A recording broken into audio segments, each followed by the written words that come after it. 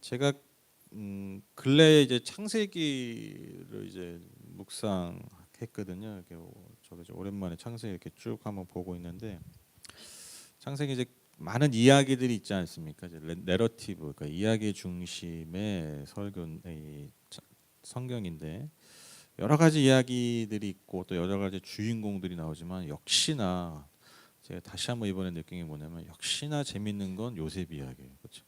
그래서 뭐 야곱 이야기도 있고 아브라함 이야기도 있는데 요셉 이야기가 참 정말 언제나 읽어도 재밌습니다. 이건 뭐 동서고금을 막론하고 인간이 어떻게 보면 가장 좋아하는 그 완벽한 이야기 아니겠습니까? 그렇죠? 서사적으로 완벽하잖아요. 그렇죠? 그러니까 뭔가 주인공이 좀 약간 비범하게 탄생을 하잖아요. 그렇죠? 그러나 그 비범함에 약간 그 위기가 생기죠. 그래서 어떤 겪게 되는 고난이 있습니다. 평범한 고난이 아니죠. 그런데 나중에 귀인을 만납니다.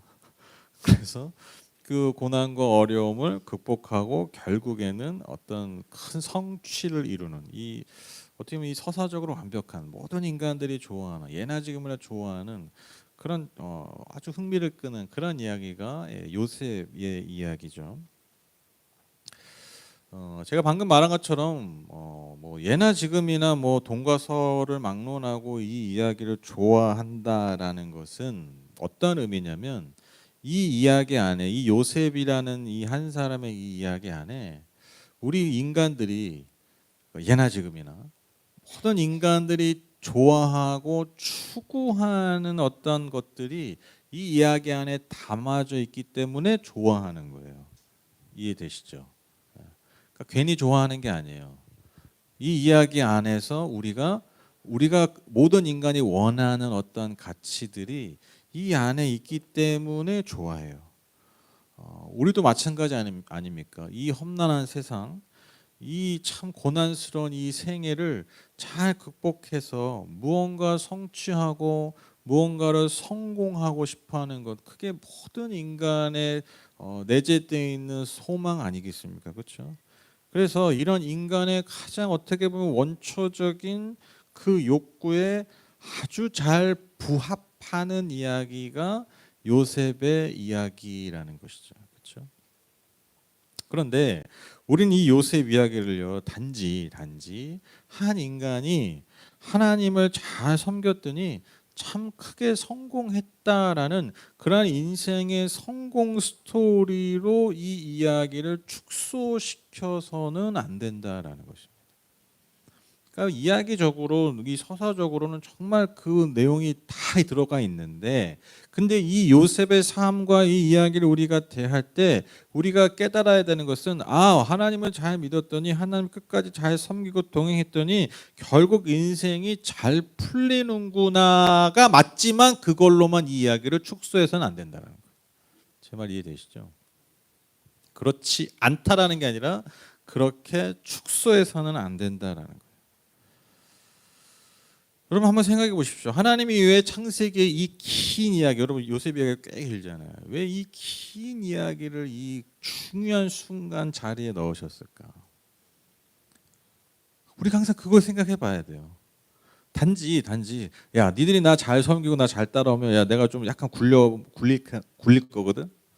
근데 너가 그걸 잘 통과하면 내가 반드시 너를 축복하고 너를 잘 되게 할 거야. 이 메시지를 주시기 위해서 과연 이 이야기를 넣으셨나요? 우리가 생각해 봐야 된다는 것입니다. 그래서 여러분 우리가 이 놀라운 이야기, 정말 재밌고 흥미진진한 이 이야기, 이 놀라운 삶의 이야기를 통해서 동일하게 저와 여러분의 삶을 향한 하나님의 마음과 뜻을 읽을 수 있어야 돼요. 여러분 요셉 이야기 너무 잘 아시잖아요. 요셉이 야곱의 11번째 아들로 아주 사랑받는 아들로 태어났죠. 그 사랑받은 징표가 뭐였습니까? 그 채색 옷, 그렇죠. 그러니까 이 아주 귀한 옷을 입었다라는 건데 이 채색 옷을 입혔다는 것은 항상 고대 사회에서는 옷은요 신분의 상징이에요. 12아들 중에 채색 옷을 유일하게 입었다. 그 말은 무슨 뜻이냐면 야곱이 점 찍은 거예요. 거의 장자로서 점 찍은 거예요. 야곱도 여러분 갑자기 장자가 아니었는데 장자가 됐잖아요. 영적인 의미에서 그렇죠. 그러니까 뭐 루벤 그 장자가 또 뭐 사고도 쳤고 하여튼 어찌됐건 그 사고 친 거 무슨 사고냐 그거는 이건 이제 성경을 읽어보시면 알아요. 하여튼 큰 사고로 쳐서 뭐 이제 장자의 희미해졌어. 어떻게 보면 요셉을 자기의 어떤 후계자로 삼은 거예요. 그러니까 여러분 다른 열하는 형제들이 어떻게 했습니까? 시기하고 질투하죠. 그리고 사실 요셉이 인상이 좋지 않았어요. 상세 읽어보시면 형들이 밖에 나가서 양치다가 목동일 하다가 이상한 짓 하면 그것도 일러 바쳤다 그런 얘기가 있어요. 아주 이렇게 좋은 그런 이렇게 뭐 이렇게 흠모할 만한 인격은 아니었어요. 그러니까 더 싫죠 형제들이. 더 싫어하는 거야. 근데 이제 아시죠? 형들이 멀리 나갔는데 이제 아버지가 야곱이 형들에게 뭐 좀 맛있는 거 좀 전해줘라, 안부 좀 봐라.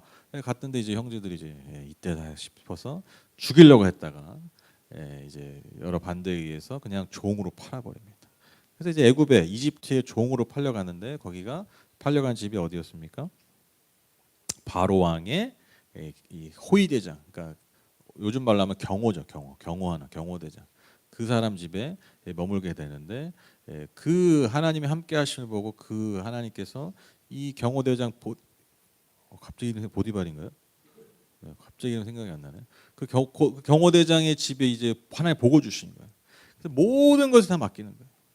그렇게 축복하셨는데 여러분 그 이제 아내분이 흑심을 품고 요셉을 유혹합니다. 다 아시는 얘기인데 제가 하는 거 다 아시죠? 그렇죠? 네. 되게 이렇게 집중해서 들어서 이걸 처음부터 더 자세하게 해야 되나? 그래서 유혹을 해가지고 근데 이제 그 유혹을 이겨내잖아요. 근데 이제 그거에 대한 앙심을 품고 그 보디발의 아내가 요셉을 고발하여서 사실 죽어도 마땅한데 감옥에 갇히게 됩니다. 근데 그 감옥에서도 하나님 축복을 하시죠, 그렇죠? 그래서 잘 인정받는, 그래서 뭐 아주 고위 관리들을 잘 섬기는, 고위 관리들도 이제 그 감옥에 많았던 거죠. 그래서 잘 섬기다 기회가 온 거예요. 술 맡은 장관과 빵을 맡은 관장, 그 장관의 꿈을 잘 해몽을 해서 바로 앞에 서게 되고 바로의 꿈을 이제 해몽하게 되는 거죠. 그렇죠? 그래서 바로가 7년의 흉년과 7년의 풍년과 7년의 흉년에 연관된 그 꿈을 꾸게 됩니다.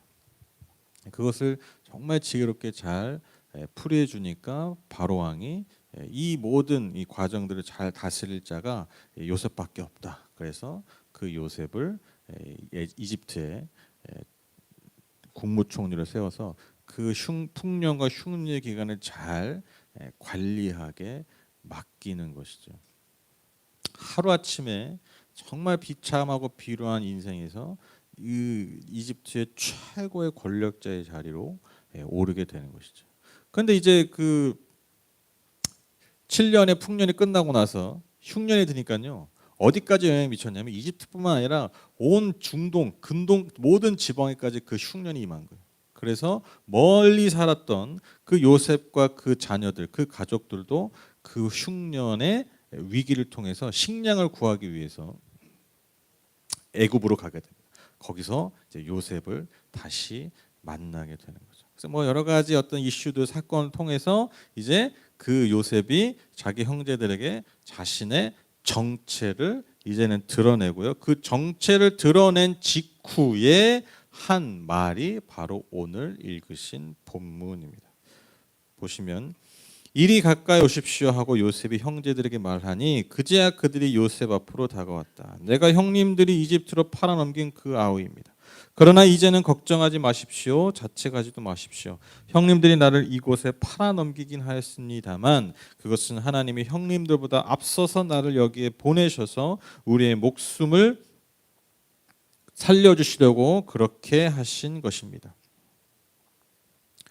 이 땅에 흉년이 든지 이태가 됩니다. 앞으로도 5해 동안은 밭을 갈지도 못하고 거두지도 못합니다. 하나님이 나를 형님들보다 앞서서 보내신 것은 하나님이 크나큰 구원을 베푸셔서 형님들의 목숨을 지켜주시려는 것이고 또 형님들의 자손을 이 세상에 살아남게 하시려는 것입니다.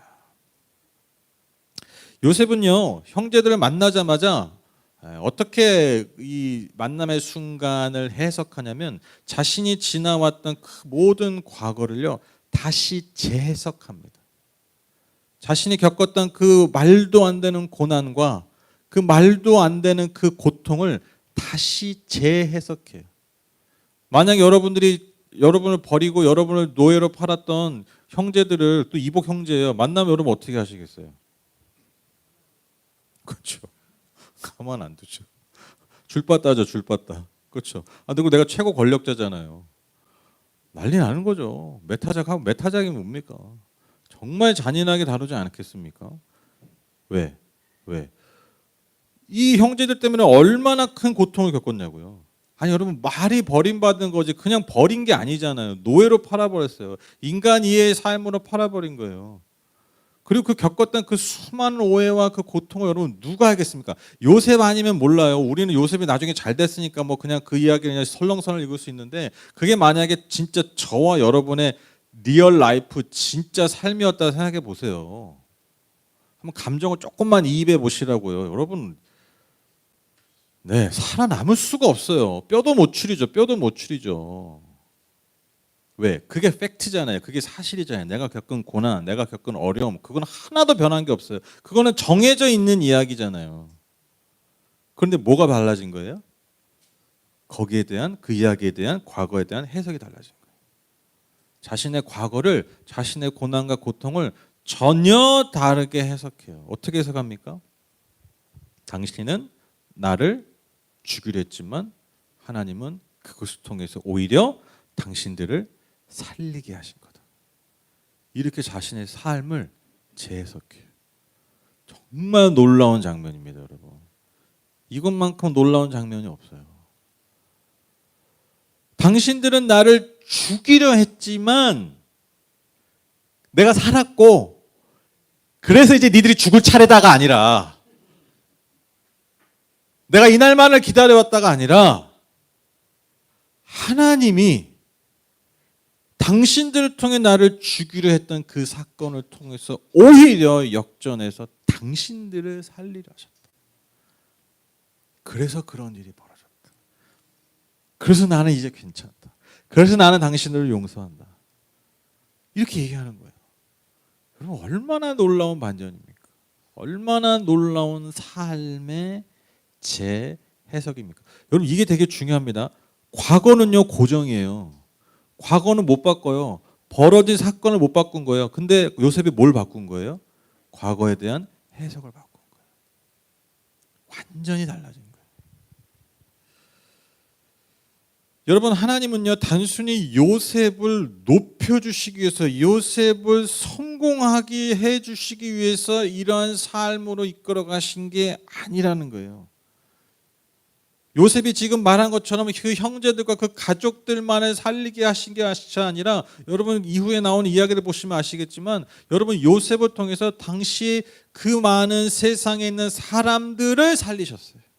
요셉이 아니었다면 요셉이라는 그 하나님의 한 사람이 아니었다면 여러분 많은 사람들이 셀 수도 없는 사람들이 굶어 죽을 수밖에 없었는데 하나님께서 그 요셉을 택하시고 그 삶을 인도하시고 형통케 하셔서 그의 삶만 형통케 하신 게 아니라 그의 삶을 결국에는 성공하게 하신 것이 아니라 거기에 머무는 게 아니라 바로 그 삶을 통해서 더 많은 셀 수 없는 사람들을 살리셨다. 그게 이 이야기의 핵심이에요. 요셉 이야기의 핵심이 바로 여기에 있다라는 거예요. 여러분 이것이야말로 진짜 높아지는 삶이죠. 진짜 존귀한 삶인 거예요. 국무총리가 됐다, 높은 권력의 자리에 올랐다, 세상이 우러러보고 인정하는 사람이 됐다라는 것이 존귀한 사람이 아니라 왜 요셉의 삶이 존귀합니까? 그러한 자리에 오른 것이 아니라 그러한 자리를 통해서 그러한 성공을 통해서 하나님이 기뻐하시는 사람을 살리는 사람을 품고 용서하고 살리는 삶이 되었기 때문에 그의 삶이 존귀한 거예요. 그것을 하나님이 기뻐하셨고 그것을 원하셨다라는 거예요. 여러분 우리도 아시잖아요. 여러분 진짜 우리의 삶에 인정받는 정말 이 삶이 이 인생이 존귀하다라고 여겨지는 사람들이 여러분 어떤 사람들입니까? 지금도요. 이 자본주의 시대에도 정말 우리가 존귀하다라고 여기는 존재들은요, 단지 무언가를 성취한 사람이 아니에요. 단지 무언가를 많이 가지고 있는 사람이 아니에요. 어떤 사람들이에요? 그 가진 것을 통해서 누군가를 살리는 사람들이잖아요. 우리가 그러한 사람들을 존귀하게 여기잖아요. 아니 그냥 좀 더럽고 치사하고 그래서 좀 돈 많은 사람들 가끔 고개 숙일 수 있지. 나보다 높은 자리인 사람들 가끔 이제 고개 숙이잖아요. 아이 진짜 아휴, 저것도 인간이라고. 근데 이제 손님이니까 그냥 인사는 해주잖아요. 근데 우리가 그런 사람들 존귀하다 여기지 않잖아요. 인정하지 않잖아요. 여러분 우리 안에 그 본능이 있어요. 우리가 여러분 정말 인정하는 존재들 한번 살펴보세요. 정말 인정하고 존경하는 사람들 살펴보세요. 어떤 사람들입니까? 무언가를 성공한 사람들이 아니에요. 성취한 사람들이 아니에요. 그걸 어떻게 사용하는가를 보고 우리가 그걸 판단해요. 그렇죠? 권력 있는 사람이야. 근데 권력 어떻게 쓰나? 우리가 다 사실 지켜봐요. 저 사람이 돈이 많아. 그 돈 어떻게 쓰나 다 지켜봐요. 그래서 우리는 결정해요. 저 사람을 정말 인정하냐 인정하지 않냐. 세상도 그래요, 여러분. 세상도. 여러분 왜 우리가 예수 그리스도를 우리의 삶에서 가장 존귀한 분을 여깁니까? 그분이 능력이 제일 많아서입니까? 아니에요. 아까 요셉의 삶이랑 똑같아요. 요셉의 삶에 사실 예수님의 삶에 여러분 그 예표가 있어요. 사단과 사람들이 예수를 죽이려 한 그 사건, 그리고 심지어 정말 죽였잖아요. 하나님은요 그 정말 하나님의 아들을 죽인 사건을 통해서 우리 온 인류를 살리셨잖아요. 그리고 그것을 기꺼이 감내하셨잖아요. 가장 높은 일, 우리 아까 찬양했지만 가장 높으신 이름이 된 게 왜 그렇게 됐습니까? 가장 낮은 자의 삶. 그래서 그 낮은 자의 삶을 통해 우리를 살리셨기 때문에 여러분 가장 높으신 이름이 된 거예요. 여러분 그걸 믿는 게 기독교인들이에요. 예수를 통해서 성공하고 높아져야지. 그래서 예수를 잘 믿어야지. 여러분 이게 기독교인이 아니에요. 우리 가끔 착각해요. 그럼 뭐 요즘 올림픽 나가서 여러분 1등한 사람들 다 예수 믿는 사람들 아니잖아요. 아무 상관없어요. 그거는. 예수를 잘 믿어도 금메달 딸 수 있고요. 예수를 안 믿어도 금메달 딸 수 있어요. 예수를 안 믿어도 동메달 딸 수 있고요. 예수를 믿어도 동메달 딸 수 있어요. 예수를 믿고 안 믿고 상관없이 금메달을 딸 수 있고 동메달을 딸 수 있고 아예 메달도 못 딸 수 있어요. 그건 상관없어요. 하나님께 중요한 건 뭐냐면요. 그걸 통해서 뭘 할 거냐는 거예요.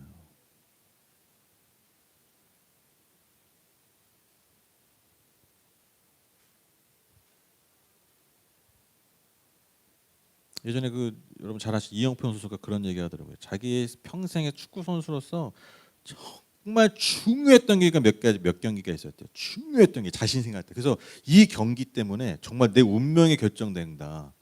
이런 경기가 그런 게 있잖아요. 그런 경기가 있었대요. 놀랍게도 그분 열심히 예수 믿잖아요. 놀랍게도 여러분 그 중요한 경기를 다 졌대요. 돌아보니까 다 졌대. 몇 경기 있었는데 정말 손에 꼽는.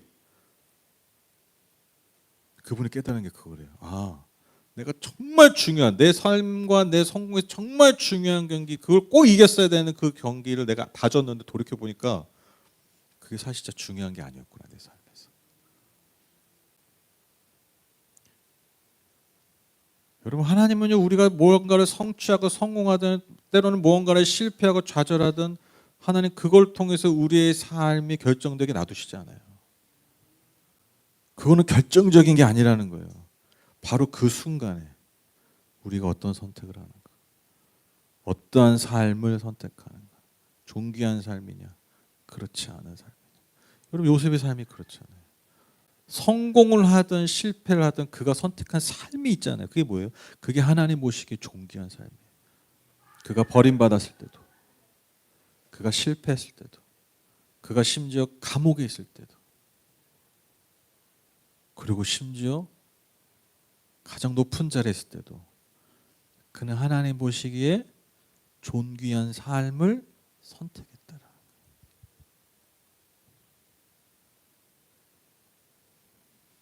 어떻게 보면 요셉은요 자신이 어렸을 때 가졌던 꿈은요 그 꿈이 있잖아요. 막 형제들의 이 추수한 것들이 내 추수한 거에 절하고 내 별에 형제들의 별이 막 심지어 해와 달도 날 절하고 아 내가 뭔가 하나 하겠구나 뭐 좀 되겠구나 그냥 자기가 높은 자리에 성공하는 거 그런 걸 꿈꿨겠죠. 내가 잘 되는 걸 꿈꿨겠죠. 근데 여러분 하나님은요 그렇게 놔두시지 않았다는 거예요. 단지 그냥 잘 되는 삶, 그냥 성공하는 삶 그게 아니라 나 자신이 높아지는 삶이 아니라 물론 하나님 그렇게 하셨지만 그것을 통해서 사람을 살리는 자로 삼으셨다라는 거예요.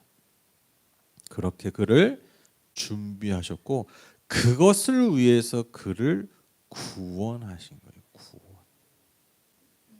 왜요? 먹여 살리는 자로 쓰시기 위해서.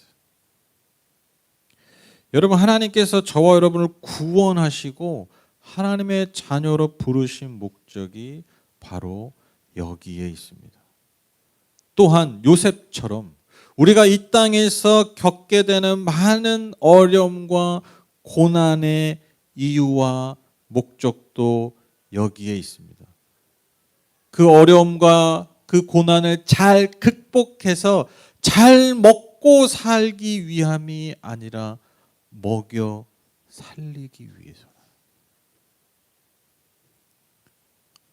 오늘 설교 제목이 제가 근래 들어서 제일 마음에 들어. 저 설교 제목 진짜 고민 많이 하거든요. 왜냐면 이 말 안에 요 말을 그냥 요 제목만 가지면 뭐 딱 그냥 그 자리 일어나도 아 오늘 노 목사가 무슨 말했지 그걸 딱 기억하게 하기 위한 그래서 제목 저는 이렇게 제목을 이렇게 굉장히 고민 많이 해요. 제목 설교문 다 쓰고도 제목 지으려고 막 몇십 분씩 못한 마무리 못할 때가 많아요. 그걸 압축해야 되니까. 제가 어제 계시를 받아가지고 아 이거 너무 쉽게 적었어. 너무 흡족했어요. 너무 감사했어요. 먹고 살기 위해서, 먹여 살리기 위해서. 여러분 똑같이 열심히 살거든요. 근데 엄청난 차이가 있는 거예요. 여러분 꼭 기억하셔야 됩니다. 하나님은요 우리가요 먹고 살라고 여러분 부르시지 않았어요. 먹여 살리라고 부르셨다. 여러분 예수님의 삶도 결국 먹여 살리시는 삶 아니셨습니까? 요한복음 6장 40절 51절입니다. 나는 생명의 빵이다. 너희의 조상은 광야에서 만나를 먹었어도 죽었다. 그러나 하늘에서 내려오는 빵은 이러하니 누구든지 그것을 먹으면 죽지 않는다. 나는 하늘에서 내려온 살아있는 빵이다. 이 빵을 먹는 사람은 누구나 영원히 살 것이다. 내가 줄 빵은 나의 살이다. 그것은 세상에 생명을 준다. 기가 막힌 말 아닙니까? 예수님이 창조주의 아들이 와가지고 무슨 말 하신 거야? 내가 너희들 먹여 살리러 왔다 이 얘기하신 거예요. 내가 너희들 먹여 살리러 왔다. 내가 너희들한테 영광과 찬양과 존귀와 모든 경배를 받기 위해서 이 땅에 온 게 아니라 나는 너희를 살리는 빵으로 왔다라는 거예요. 여러분 이게 기독교입니다. 여러분 저는요 이 먹여 살리기 위해 사는 삶이 이게 일단 1차적으로 사명이죠. 그렇죠? 우리 그리스도인의 사명입니다. 우리 이게 존재 목적이에요. 왜냐하면 예수님이 이렇게 사셨잖아요. 우리가 예수를 믿고 예수를 따르는 자들이기 때문에 여러분 이게 너무 당연한 거예요. 우리가 누군가를 이 세상을 부르신 자리에서 먹여 살리기 위해서 사는 삶 이게 너무 당연한 건데 여러분 근데 저는요 이게 단지 사명을 넘어서 왜 하나님이 우리에게 이런 삶을 부르시냐면 이게 정말 우리의 생명과 우리의 진정한 복된 삶을 위해서 여러분 가장 중요하기 때문에 여러분 인간은요 먹고 사는 문제에 집중하면요 결코 만족하고 행복하지 못해요. 이게 종교적인 얘기가 아니에요. 이게 모든 현대의 연구 결과, 모든 심리와 사회학 연구 결과가 이거예요. 인간은요 자기 자신이 먹고 사는 삶을 위해서 살면요 절대로 행복할 수 없어요. 절대로 만족할 수 없어요. 그게 목적이 되면 저는요 먹고 사는 문제 먹고 사는 문제를 열심히 사는 거 절대로 나쁘다 생각하지 않아요. 그렇죠? 너무 당연한 거예요. 그것만큼 여러분 존귀한 일이 어디 있습니까? 그렇죠? 내 처자식 먹여 살리기 위해서 여러분 수고하고 헌신하는 그것만큼 여러분 고귀한 일이 어디 있어요? 그렇죠? 다 여러분 그런 일 하시는 거예요. 내게 맡겨주신 가장 중요한 생명들을 여러분 잘 먹여 살리기 위해서 먹고 사는 문제 여러분 열심히 사는 거 여러분 그게 왜 나쁩니까? 하나님도 그렇게 사는 걸 원하세요. 근데 무엇이 문제라고요? 그것 자체가 내 인생 자체의 목적이 됐다. 나만 먹고 잘 사는 거. 하나님 우리를 그렇게 짓지 않으셨어요. 제가 저번에 말씀드렸잖아요. 설교 가운데. 여러분 인간은요. 감사할 때, 그러니까 인간은 감사할 때 그 우리 안에 그 세로토닌이라는 그 소위 속칭의 행복 호르몬이라고 하는 세로토닌이라는 그 행복. 그래서 여러분 우울증 걸린 사람들 약 먹잖아요. 그게 세로토닌 분비하게 하는 거예요. 그래서 그 우울감을 낮추는 거거든요. 근데 여러분 약을 먹을 필요가 없어. 뭐 할 때 그게 많이 나오면 감사할 때, 감사할 때 그게 많이 나온대. 세로토닌이 그냥 기분만 좋아지는 게 아니라 그게 육체적, 정신적 건강에 좋아요. 육체의 건강과 정신의 건강에 다 영향을 미쳐요. 근데 이 과학자들이 연구하다 깜짝 놀란 거예요. 감사할 때 많이 나오는데 언제 더 많이 나오냐면 감사를 받을 때야. 감사를 받을 때. 우리도 그런 경우 많이 하잖아요. 여러분 감사할 때도 기분이 좋아요. 그러니까 막 짜증 나다가도 아이씨 하나님 노 목사 감사를 세로토닌이 나온대 그래가지고 별로 감사 안 하는데 아유 감사합니다 그러면요 좀 마음이 다스려지잖아요. 그런 게 있어요. 그렇죠? 근데 여러분 우리 아시잖아요. 누가 나한테 막 감사를 표해. 나한테 정말 고마워해. 뭐 음식을 했는데 너무 맛있게 먹고 너무 고맙다고 얘기해. 뭐 이렇게 잠깐 친절 베푸는데 너무 고맙다고 여러분 그때 기분이 좋아요 안 좋아요? 그때 세로토닌이 나오는 거예요. 그래서 좋은 거예요. 희한하지 않으세요? 인간이 그렇게 지어졌어요. 감사를 받을 때 더 훨씬 많은 세로토닌이 나온다는 거예요. 그러니까 여러분 과학적 연구 결과도 또 아주 정확한 얘기를 하는 거예요. 우리가 정말 행복하고 건강한 정신적 육체적으로 건강한 삶을 살려면 뭐가 많이 필요한 거예요? 뭘 많이 받아야 돼? 감사를 많이 받아야 돼요. 감사를 많이 받으려면 어떻게 살아야 돼요? 그래서 먹여 살리는 자가 돼야 돼요. 먹여 살리는 자. 왜 우리가 이렇게 살아야 됩니까? 이게 바로 여러분 우리 안에 뭐가 있냐면 하나님의 형상이기 때문입니다. 하나님의 형상이 있어요. 하나님 어떤 분이십니까? 먹여 살리는 분이잖아요. 자기 자신을 낮춰서 자기 자신을 다 주셔서 저 여러분을 먹여 살리시는 분. 그리고 그것이야말로 그분의 기쁨이잖아요. 그렇죠? 그분의 기쁨이에요. 근데 바로 이 창조주의 형상이 그리스도의 형상이 다 우리 안에 있는 거예요. 그건 교육하지 않아도 강조하지 않아도 여러분 우리 안에 살아있는 이미 새겨진 하나님의 형상입니다. 하나님 우리를 그렇게 지으셨어요. 다시 말씀드립니다. 인간은요 단지 먹고 살기 위해 지음받지 않았습니다. 인간은 어떻게 지음받았습니까? 먹여 살리라고 지음받으셨어요. 그래서 여러분 권면드립니다. 여러분의 가장 사랑하는 존재들을 잘 먹여 살리십시오.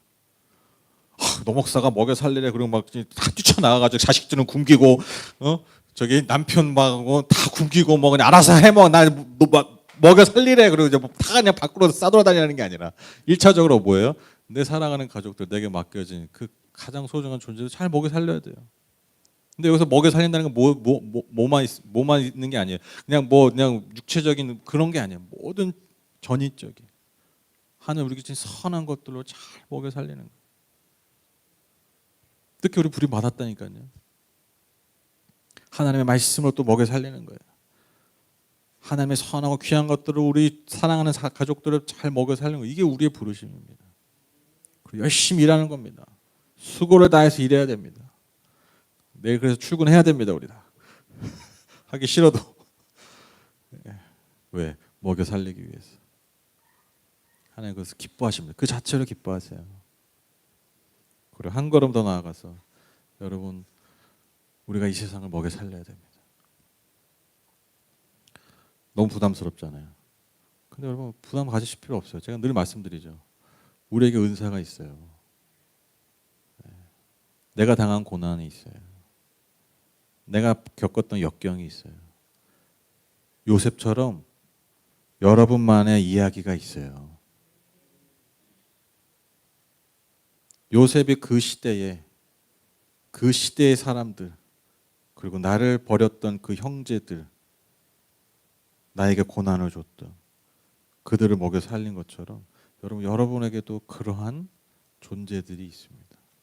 다 각자 아마 다르실 거예요.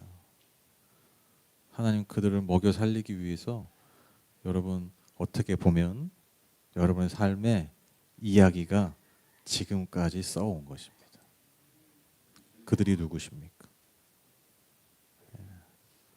여러분들이 먹여 살려야 될 존재가 누구냐고요. 여러분의 서사, 여러분의 이야기를 한번 잘 돌아보세요. 믿어요. 여러분 반드시 그런 존재들이 보입니다. 그게 내 은사예요, 여러분. 결론을 맺겠습니다. 요즘 그런 얘기 정말 많이 하시죠. 먹고 살기 진짜 힘든 세상이다. 그렇죠? 진짜 힘들죠. 여러 가지 지표상 여러분 작년에 자영업자들 최초로 100만 명이 폐업했다고 그러더라고요. 제가 감히 예상하건대 올해 아마 더 할 겁니다. 올해 아마 더 할 거예요. 그 누적된 게 뭔가 아주 특단의 대책이 없는 한 그냥 이대로 가면 아마 올해는 더 많은 자영업자들. 그러니까 우리나라 여러분 이게 자영업자가 없어진다 이게 큰 일이에요. 왜냐하면 우리나라는 다른 나라보다 자영업자 비율이 높아요. 그러니까 자영업이 많이 폐업한다는 건요. 그 실물 경제 이 가장 어떤 기본적인 가장 기초적인 경제가 다 무너져 가고 있다는 거예요. 굉장히 어려운. 근데 이게 뭐 지금 비단 한국뿐만 아니라 전 세계적으로 경제적으로 다 어렵습니다. 잘 나가던 유럽도 그러고요. 미국도 뭐 잘 나갔거든요. 근데 지금 뭐 안 좋은 신호들이 막 오고 있고. 특히 뭐 세계 가지도 마죠. 지금 우리나라 너무 어렵잖아요, 그렇죠? 여러분 아마 피부로 다 느끼실 겁니다. 그런데 그거 아세요, 여러분? 정말 먹고 살기 힘들다는 시절이라고 얘기하는데 인류 역사상 지금만큼 풍족한 시대가 또 없었어요. 너무 역설적이지 않으세요? 그렇죠? 먹고 살기 다 힘들다고 얘기하는데 인류 역사상 이렇게 잘 먹고 잘 사는 시기가 없어요. 인류 역사상 끼니 걱정을 이렇게 안 하는 시대가 없었어요. 비교조차 할 수 없이 없어요. 지금 정말 살기 힘들어 하는데 사실 조건이나 환경은 인류 역사상 한 번도 경험하지 못한 가장 좋은 시기를 살고 있습니다. 대한민국이 그 증거 아닙니까? 우리 다 죽겠다고 하지만 사실 우리는 항상 더 제일 잘 살아요. 우리 대한민국 이 한반도에 우리 당군 할아버지가 터 잡으시고 호기기간 뜻으로 나라 세우신 이후에 이렇게 잘 살았던 적이 없어요. 여러분 이 간극을 어떻게 생각하세요? 모두가 다 먹고 살기 위해서 먹고 살기 힘들다고 얘기하는데 그런데 가장 먹고 잘 살고 있는 이 시대, 이 간극, 이 현실. 이거 주제로 만약에 연구를 하고 심지어 이걸 가지고 설교를 하면 아마 연말까지 해야 돼. 그막 세세하게 막 근데 그럴 것까지 없고 저는 이 간극 사이에서 저는 하나님이 이 부르심이 저는 있다고 믿어요. 오늘 요셉 이야기를 본 이유가 여기 있어요. 여러분 요셉만큼 상처받고 요셉만큼 정말 아픈 사람이 어디 있어요? 요셉만큼 그 힘을 과시하고 싶었던 사람이 어디 있겠어요? 정말 그 자리에 올랐을 때. 근데 여러분 요셉이요 바로 그 시간에 여러분 살리는 자가 됐다라는 거예요. 저는 우리에게 똑같은 부르심이 있다고 믿습니다. 먹고 살기 다 힘들다. 먹고 살기 바빠서 먹고 사는 문제에만 집중하는 이 시대에 우리는 역설적으로 믿음으로 이 도전을 하는 거예요. 먹여 살리는 일이 무엇일까? 먹여 살리는 일이 무엇일까? 저는 바로 이 시대를 살아가는 가장 놀라운 지혜와 능력이 바로 이 삶에 있다고 믿습니다. 우리가 이 삶을 더 고민하고 도전받는 이 8월이 되셨으면 좋겠어요. 이 말씀을 가지고 우리가 한번 우리의 삶을 계속해서 돌아보는 그런 시간을 가졌으면 좋겠습니다. 그래서 여러분 다시 여러분 축복합니다. 이 시대의 요셉, 이 시대에 먹여 살리는 하나님의 사람들 다 되시기를 주님의 이름으로 축복합니다.